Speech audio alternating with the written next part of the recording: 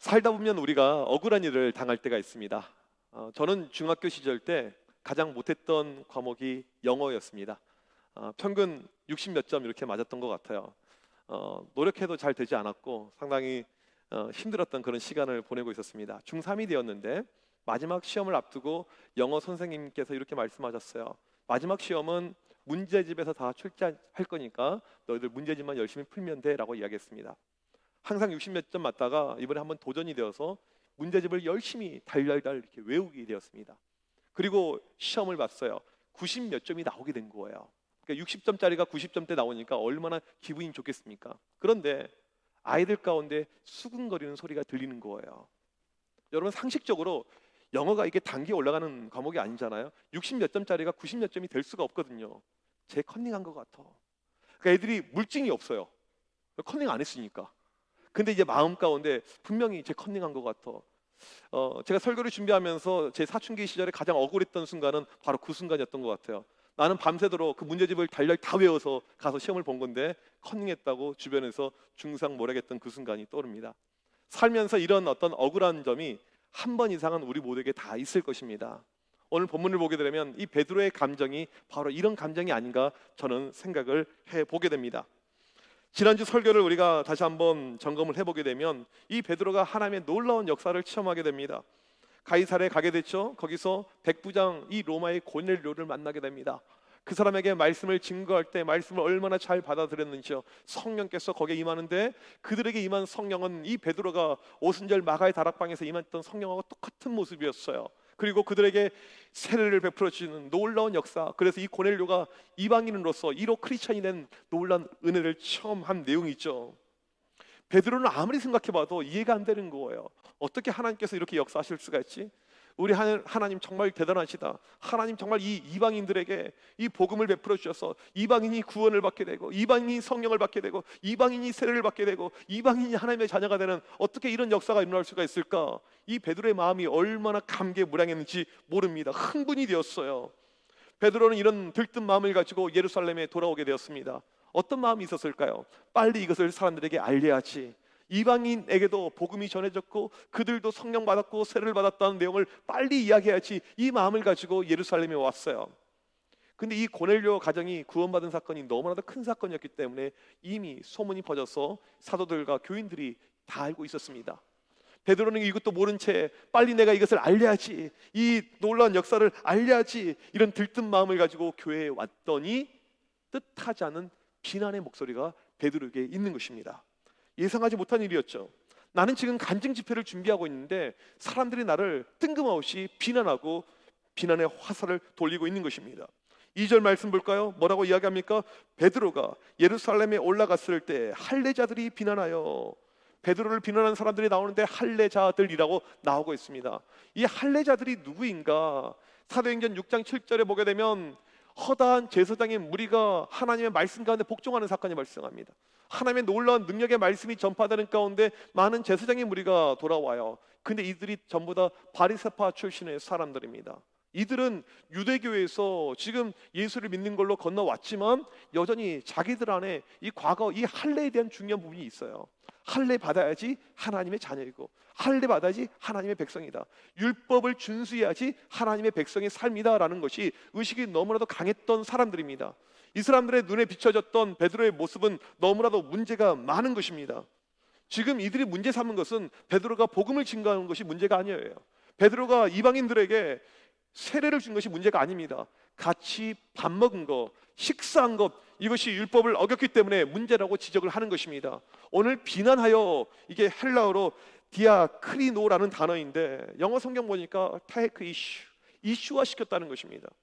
지금 이 사건을 거기 있는 할례파 중심의 이 교인들이 이슈화를 시키고 있는 거예요. 저 베드로를 봐라, 저 베드로 좀 이상하다, 저 베드로 이방인들과 같이 식사하면서 그들에게 성령의 역사가 있다고 이야기하고 그들에게 세례를 베푸고, 저 베드로의 사상과 신앙은 이상하다 그러면서 베드로를 이단으로 몰고 가고 있는 그런 이슈화의 모습이 지금 나타나고 있다는 것입니다.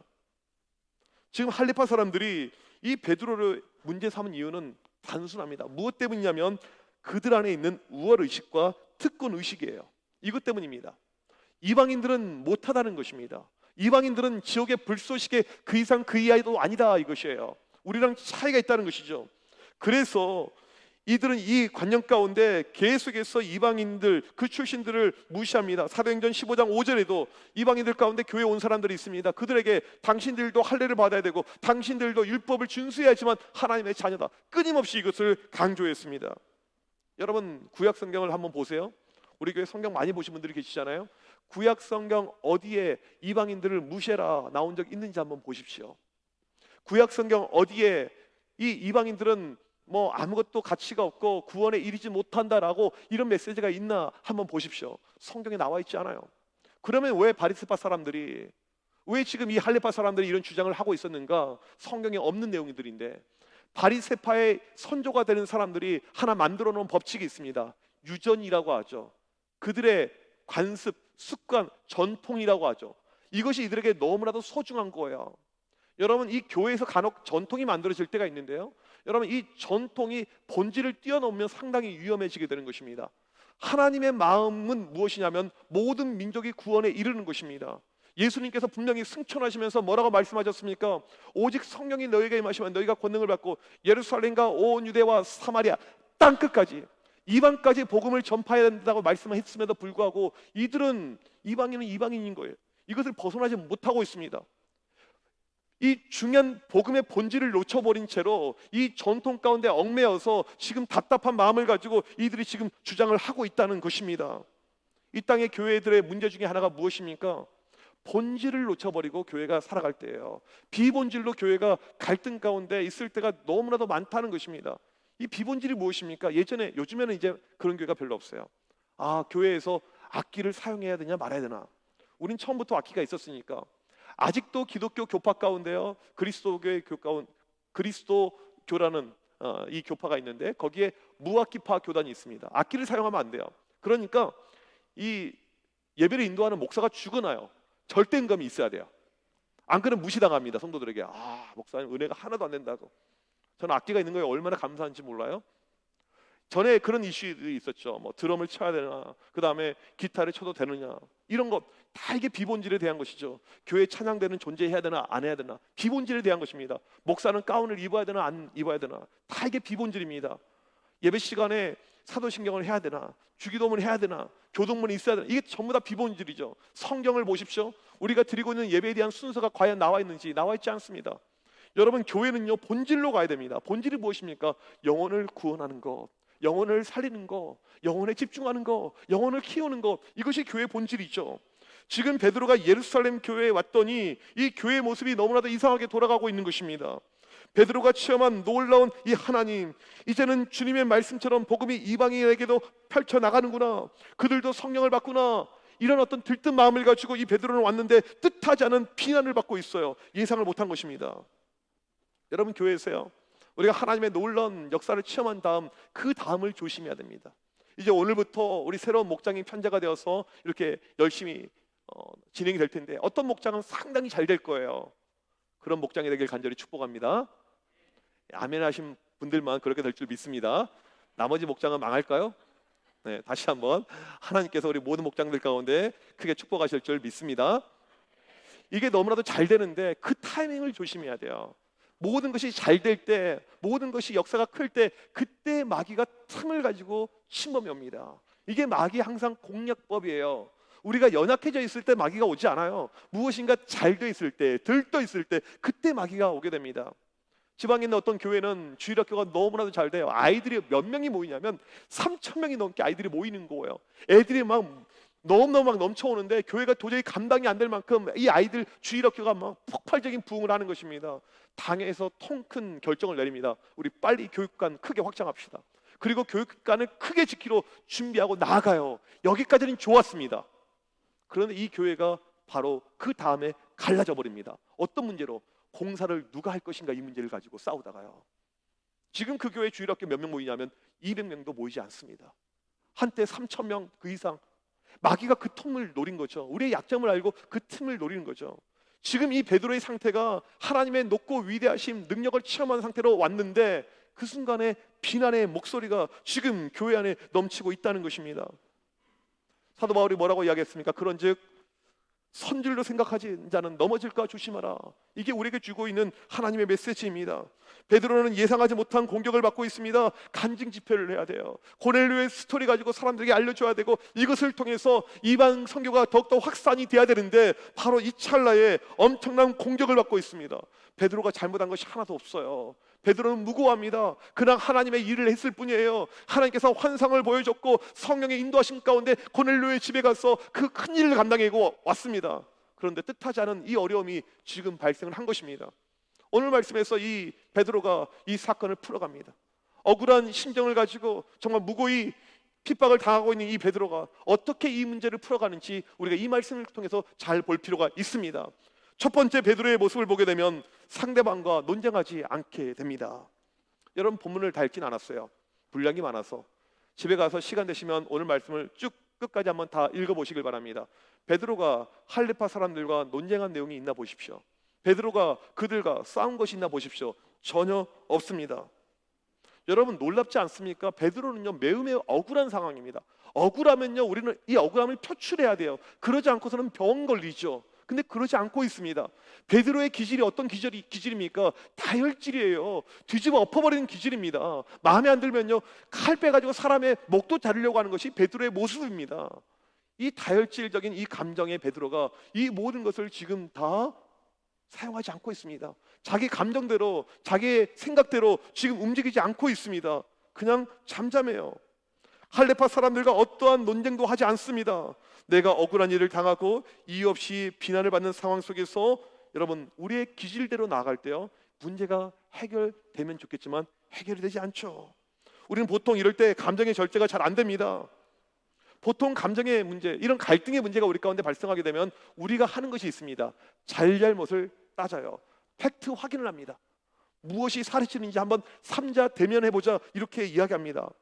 그런데 제가 그동안 교회에서 보게 되면요 삼자 대면, 이 팩트 확인을 통해서 문제가 해결된 케이스를 저는 본 적이 거의 없습니다.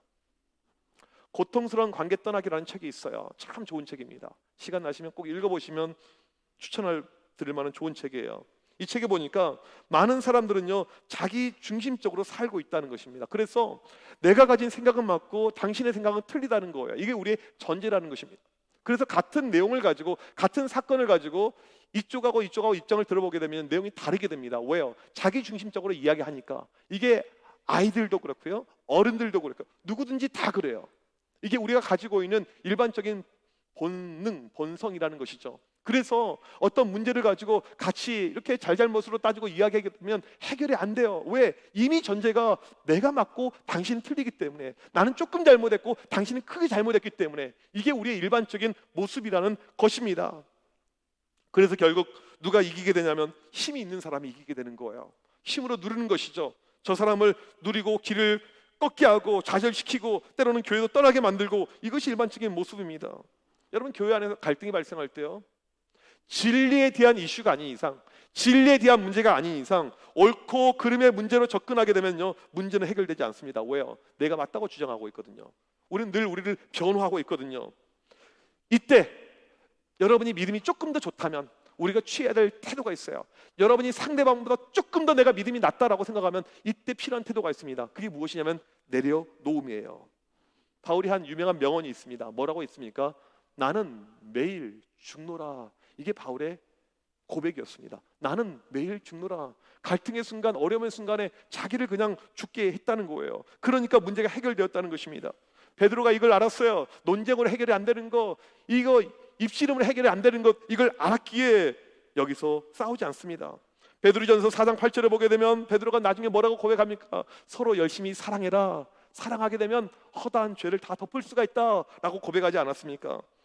한신교회를 개척한 설립한 이준표 목사님을 보게 되면 교인들 가운데 이 갈등을 끊임없이 일으키는 교인들, 이 트러블 메이커들로 인해서 너무너무 힘들어서 기도합니다. 하나님, 이 교인 좀 데려가 주세요. 무섭게 기도. 이분이 상당히 무서운 분이에요. 얼마나 성격이 무섭냐면요, 그분 책을 보고 하니까 예배 시간에 꼴 보기 싫은 교인, 자고 있는 교인이 있는데 성경책을 집어 던졌어요. 목사님이. 진짜 성격이 보통이 아니죠. 거기에 비교하면 저는 정말 양반이에요. 그렇게 기도해요. 이런 나를 속썩이게 하는 교인, 우리 교회에 그런 교회는 없어요. 참고로 말씀을 드리면. 근데 기도하는데 응답이 어떻게 왔냐면 네가 죽어라 이거예요. 네가 죽어라. 아니, 저 사람이 죽으면, 저 사람 불러가시면 교회가 평안할 것 같은데 하나님의 응답을 보시면 네가 죽어라, 네가 죽어라. 근데 목사님의 나중에 고백이 뭐예요? 내가 죽었더니 모든 것이 해결되었다. 내가 죽었더니 해결이 되었다. 여러분, 세상의 방식은 무엇입니까? 틀린 놈 찾아내야죠. 프라블럼 메이커를 찾아내야 되죠. 트러블 메이커를 찾아내서 족치면서 그 사람에게 경고 주고 징계하고 쫓아내는 것, 이것이 세상의 방식입니다. 근데 예수님 방식은 그것이 아니에요. 십자가상에서 돌아가실 때 사람들의 비난의 목소리를 끊임없이 합니다. 그 순간에 예수님 뭐 하셨습니까? 싸우셨습니까? 그들을 죽이셨습니까? 아니죠. 조용히 계시고 그냥 십자가에서 죽으셨습니다. 베드로가 이것을 안 거예요. 성령 안에 달라졌기 때문에. 그들이 틀린 것은 알고 있었지만 싸우지 않고 그냥 묵묵히 갔던 이 베드로의 모습을 우리가 닮아갈 필요가 있는 것입니다. 두 번째로, 이 베드로는 자신의 권위를 앞세우지 않았습니다. 베드로가 누굽니까? 예수님의 수제자예요. 예수님이 계시지 않죠. 그럼 베드로가 최고입니다. 과거 이 제자들이 누가 오른팔이냐 왼팔이냐 논쟁을 했었잖아요. 베드로가 오른팔이에요. 베드로가 최고이죠. 예루살렘 교회를 대표하고 있습니다. 교회, 요즘 말하면 큰 교회 담임 목사예요. 이 베드로의 권위는요, 상당히 높은 수준에 있는 권위입니다. 어떠한 누구도 침범해 올 수가 없어요. 사람들과 대화하면서 당신들 내가 누군지를 압니까? 내 베드로입니다. 당신들 이게 어떤 행동인지를 아십니까? 나는 예수님과 함께 있었고, 나는 사도이고, 나는 성령을 직접 받은 사람입니다. 당신들 이런 체험이 있습니까? 이렇게 권위로 누를 수가 있었는데 베드로가 그렇게 행동하지 않았다는 것입니다. 권위를 앞세우는 것은 매우 위험할 수가 있습니다. 특별히 요즘 같은 이 포스트 모던 시대 같은 경우에는요, 탈권위와의 사회예요. 만약에 제가 당회를 하면서 제 목사의 권위로 모임을 인도하는 거예요. 장로님들 어떻게 생각하십니까? 제가 마음에 안 드는 어떤 의견이 이렇게 있었을 때, 장로님들 목사가 이야기하면 토다시면 큰일 납니다. 저주를 받으세요. 이렇게 되면 이거 교회가 무너지게 되는 것이죠. 동등한 입장에서, 수평의 입장에서, 같은 입장에서 이야기해야지 이 모든 것이 진행이 되는 것입니다. 이 교육이 발달된 그 나라, 이 그룹이 이게 북유럽 쪽입니다. 상당히 교육이 발달이 돼 있고, 최근에 이 북유럽 쪽에 어떤 무브먼트가 일어나고 있냐면 이 크리스찬 스쿨, 이런 무브먼트가 계속해서 일어나고 있어요. 신기하고 놀라운 일은 무엇이냐면 북유럽 쪽에 기독교가 많이 무너져 있어요. 거의만 무너져 있는 상태이고, 동성애 이슈라든지 아이들 이 성적으로 엄청나게 비행이 많은데, 신기한 것은 무엇이냐면 크리스찬 스쿨이 너무 좋으니까 넌 크리스찬 부모들이 크리스찬 스쿨 애들을 보내고 있다는 거예요. 이런 지금 일들이 북유럽에 발생하고 있는데, 최근에 이 북유럽에 교사 연수를 다녀오신 대안학교 이 교장 선생님이 그런 이야기를 하세요. 이 학교에 가서 이 모습을 보는데 깜짝 놀랐다는 거예요. 초등학생이 학교에서 문제를 일으켰습니다. 여러분, 초등학생들은요 원래 문제 일으켜요. 저는 그렇게 생각해요. 이게 전제죠, 문제. 근데 이제 문제를 해결해야 돼요. 우리나라에서 애가 문제를 일으키게 되면 너 요리 와봐 해가지고 이 문제를 정확하게 파악하고 문제에 대한 솔루션으로 갑니다. 그런데 갔더니 거기는 그런 것이 아니고, 이 아이가 문제를 일으켰는데 선생님이 키가 엄청 커요. 1m 90. 이 선생님이 이 아이를 대하는 첫 번째 태도가 무엇이냐면 무릎을 꿇으래요. 선생님이요. 왜? 아이랑 똑같은 눈높이에서 이야기하기 위해서.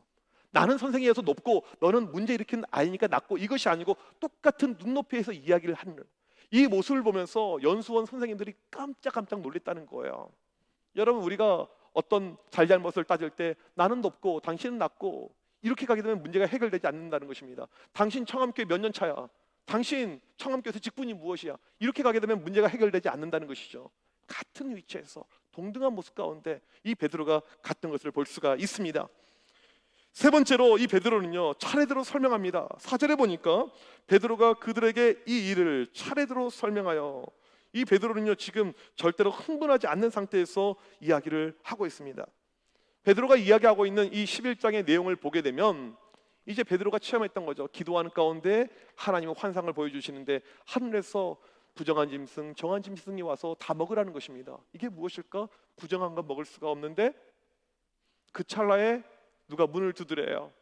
가이사라에서 3명의 사람들이 베드로를 데려온 것입니다. 우리 주인님이 그러시는데 좀 모셔오라고 했습니다. 그 순간에 성령께서 베드로에게 임하여서 가라고 하는 것입니다. 그리고 고넬료의 집에 갔습니다. 가서 그들에게 복음을 증거하고 그들에게 말씀을 증거했더니 성령이 임하고 그들이 세례를 받는 놀라운 일이 발생했어요. 이 사건을 베드로가 지금 아주 조리 있게 차분하게 차근차근 말을 하고 있습니다. 보통 우리 가운데 이 감정이 움직이게 되잖아요. 그러면 이게 말이 안 나옵니다. 저만 하더라도 이 감정이 북받치게 되면 말이 전혀 안 나와요. 이게 일반적인 우리의 모습이죠. 그리고 우리가 또 논쟁할 때 어떻게 됩니까? 없는 것이 막 붙어요. 이 팩트에서 벗어난 것들 막 스토리가 만들어지게 되는 이런 일이 발생을 하는 것을 우리가 알 수가 있습니다. 이 베드로, 성령이 충만한 이 베드로는요, 차분하게 차례대로 말한 모습을 우리가 볼 수가 있습니다. 네 번째로 강력한 간증으로 마무리를 하게 됩니다. 베드로는 고넬료의 집에 있었던 그 이야기를 하는데 17절에 그는 강력한 간증으로 마무리를 해요. 17절 말씀 같이 한번 읽어보도록 하겠습니다. 시작. 그런즉 하나님이 우리가 주 예수 그리스도를 믿을 때에 주신 것과 같은 선물을 그들에게도 주셨으니 내가 누구이기에 하나님을 능히 막겠느냐 하더라. 베드로가 체험한 이 하나님은요, 아주 생생한 하나님이었습니다. 살아있는 하나님, 이 놀라운 하나님을 체험을 한 것입니다. 내가 예전에 체험했던 그 동일한 체험이 지금 고넬료 집에 동일하게 나타났습니다. 내가 체험했던 그 성령의 놀라우신 역사하심이 이 고넬료 집에 동일하게 나타났습니다. 이건 너무나도 놀라웠습니다. 어떻게 이방인들이 성령을 받고 이방인들 가운데 이런 변화의 역사가 나타납니까? 하나님이 지금 큰일을 했는데 내가 감히 인간으로서 어떻게 이 일을 막을 수가 있겠습니까? 이렇게 지금 이야기를 하는 것입니다.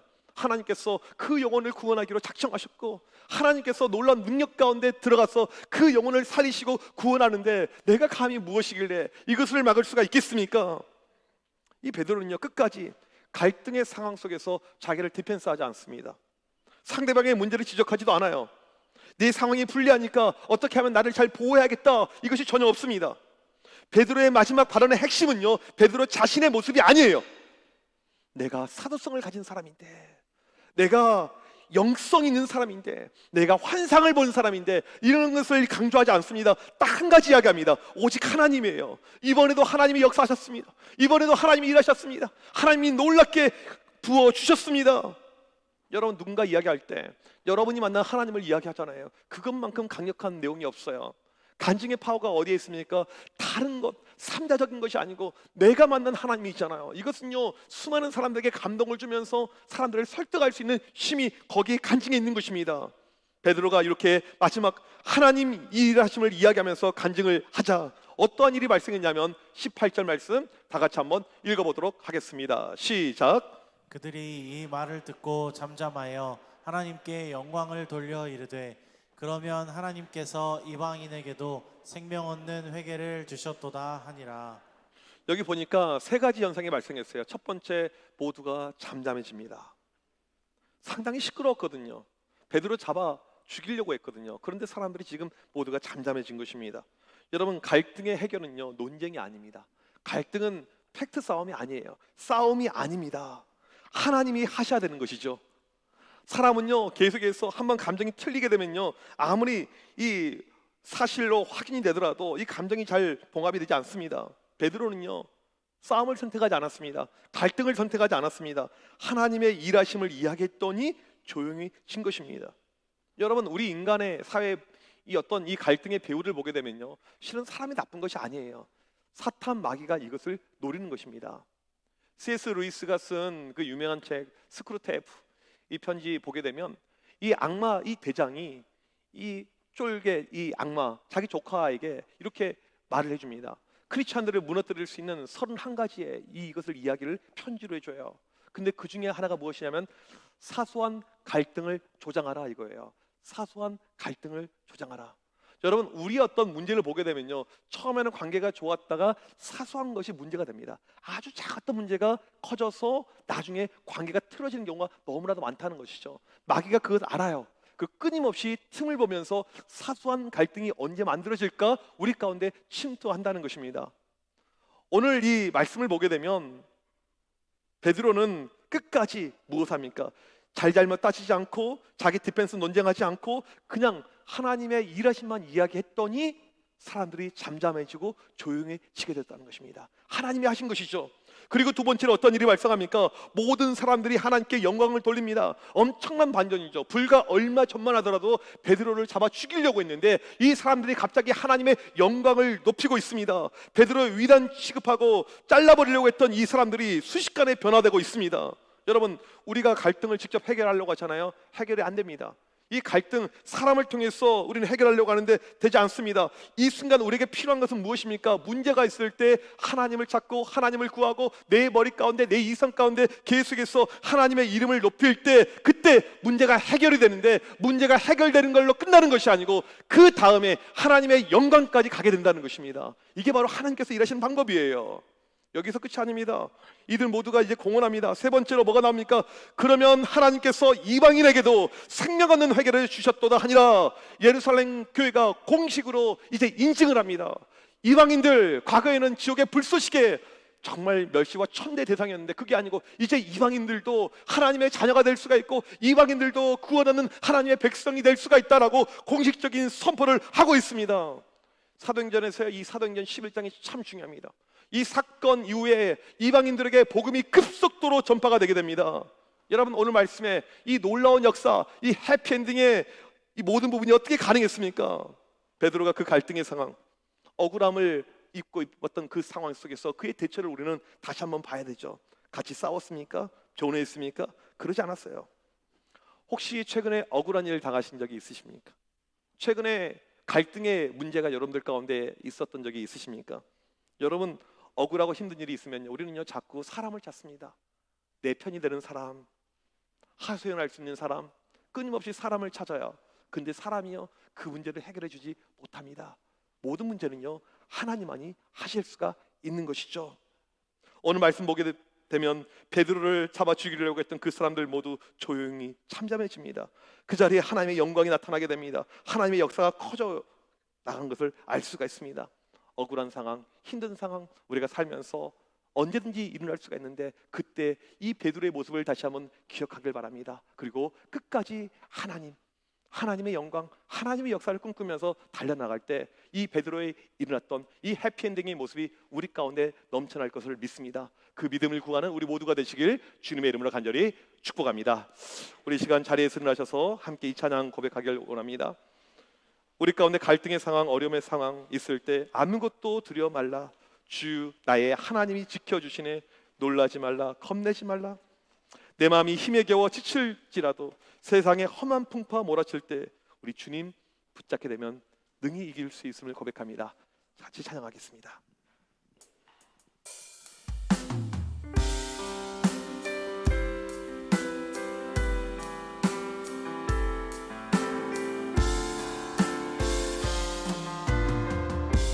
아무것도 두려워 말라. 아무것도 두려워 말라.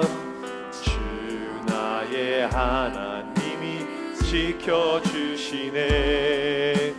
놀라지 마라, 겁내지 마라.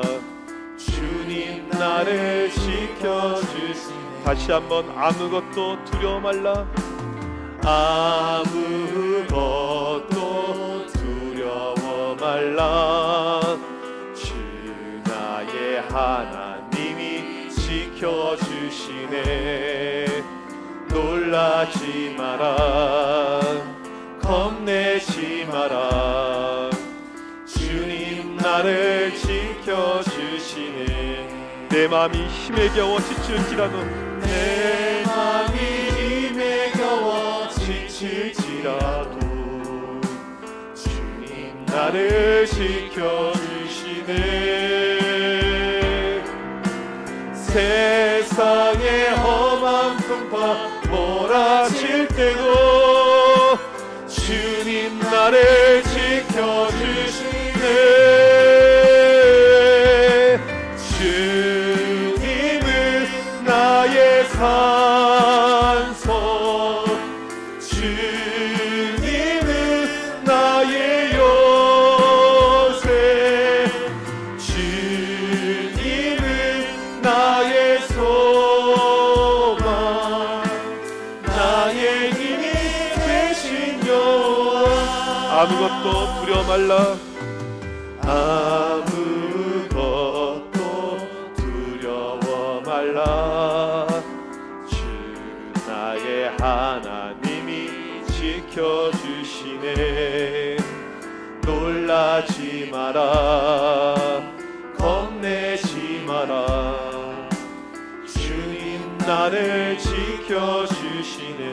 내 마음이 힘에 겨워 지칠지라도, 내 마음이 힘에 겨워 지칠지라도 주님 나를 지켜주시네.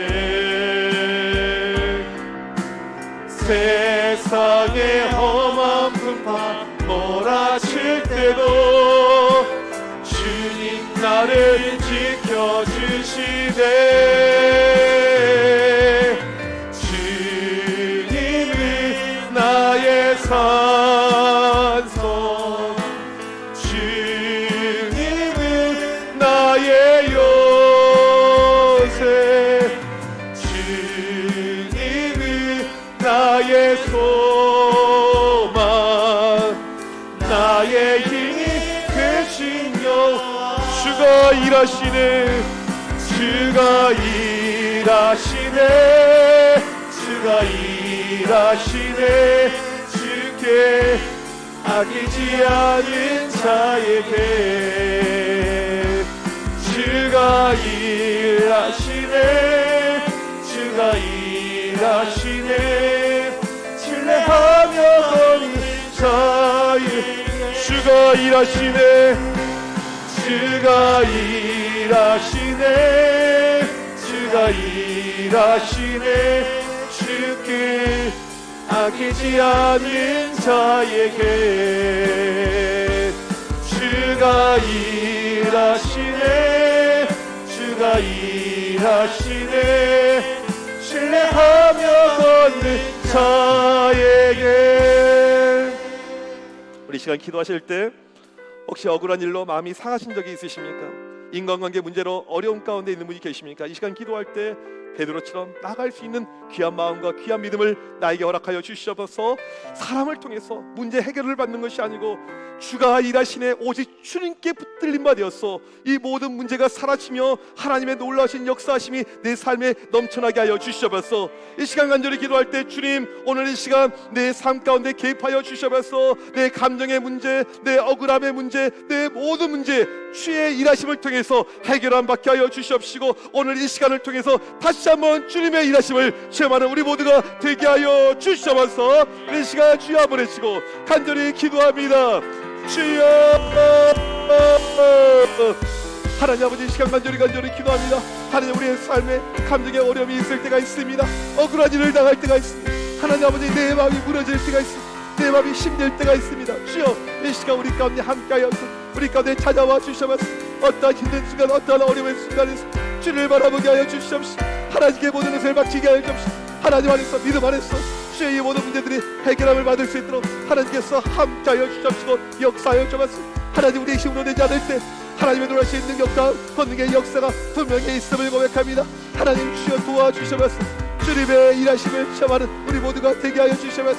하나님 아버지, 고통의 순간, 감정의 괴로움에 바로 그 순간에 주님의 놀라신 일하심이 주여 우리 가운데 역사되어서 하나님 능히 이겨낼 수 있도록, 베드로가 겪었던 것처럼, 베드로가 체험했던 것처럼 베드로에게 역사하셨던 그 하나님의 놀라신 손길이 오늘 우리에게 넘쳐나게 하여 주옵소서.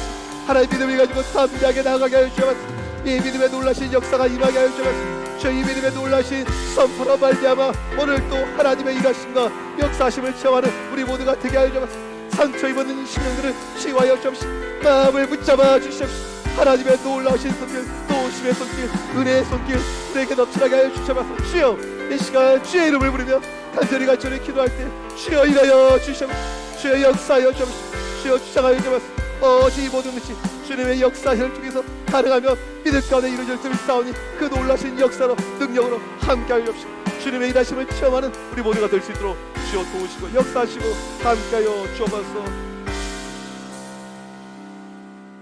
하나님 아버지, 때로는 우리의 삶에 원치 않은 갈등이 일어날 때가 있습니다. 이로 인해서 억울한 마음들, 억울한 심령들, 괴로운 마음들 우리 가운데 찾아올 때가 있습니다. 사탄이 바로 이때 우리 가운데 천타 우리를 넘어뜨리고 좌절로, 절망으로 인도함을 우리가 깨닫게 하여 주시옵소서.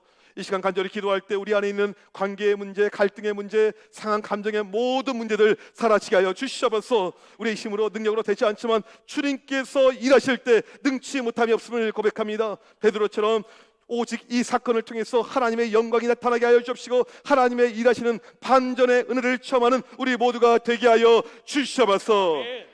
지금은 우리 주 예수 그리스도의 크신 은혜와 하나님 아버지의 무한하신 사랑하심과 성령님의 이로 교통하심이 베드로처럼 억울한 상황 속에서 오히려 주님의 일하심을 통해서 주님의 영광을 나타내고 더 크신 주님의 일하심을 체험길 원하는 주의 모든 백성들 머리머리 위에 지금부터 영원토록 함께 있을지어다.